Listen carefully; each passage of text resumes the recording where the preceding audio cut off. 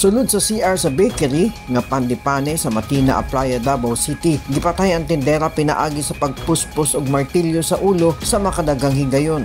Gila sa mga pulis ang biktima nga si Vic Marie Justo Licena, 37 anyos, residente sa NHA Relocation, Davao City. Subay sa report sa kapulisan sa Ecolan Police Station 15, nadungog sa usa ka bystander ang pagpangayo og tabang sa usa ka babae bandang alas 2:30 sa kaadlawon, Oktubre 8, 2025, og nakita niining usa ka lalaki nga milukso gikan sa bakery og misibat. Og insakto nga adunay mga pulis nga nagpatrolya sakay sa mobile patrol hinungdan nga gisumbong ang pangpahitabo og gigukod ang suspect padulong sa Norton Village, Matina Aplaya, kauban ang laing backup pa nga naka-mobile patrol nga pulis og nadakpan.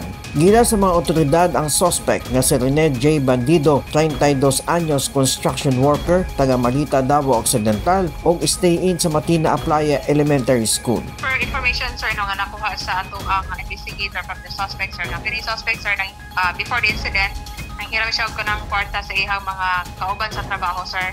Pero walay napahiram, maotong siguro sir nisangkot nga mang-hold up siya gumikan kay na isang kitang iyang anak, sir, no, mo na iya statement na gihatag sa suspect. Pero subject for counter-check pa ni siya, sir, no, kung tinuod pa ni siya or dili, and then nag-coordinate po ta sa Malita Police Station in kasong na pa ni siya record dito or any cases nga iyahang i-concern dito, sir, no, i-commit sa maong lugar kay wala man ni siya, sir, diri sa Davao City, sir, no, kanang construction worker stay in sa isang eskwelahan, sir, when going up pag-construct po.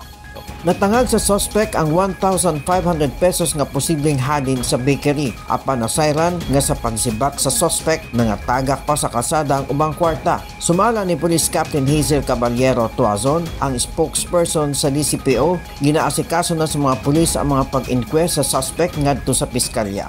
Yes, sir, gawin kan, sir, noon kaya sa pagpatay niya, sir, nga nagamit siya og kanang martilyo, and then ang biktima, sir, isa ka babae, and then nagkuhan pa manggod sila, sir, na i-commotion pang nahitabo kay nalaban ning biktima, sir, no, kini nga babae nga biktima prior sa incident. Siguro kay nakita sa biktima, sir, nga dili kutsilyo or armas ang gamit sa suspect, sir, no, sa pagpanghold up kundi martilyo. So possible, sir, no, nga nakita niya nga pwede niya suklan, pero unfortunately, sir, mas kusyan ang lalaki kung ipokpok ng ihang ulo, sir, no, sa kadaghan gayon. Napreso na sa Ecolan Police Station 15 ang sospetsado.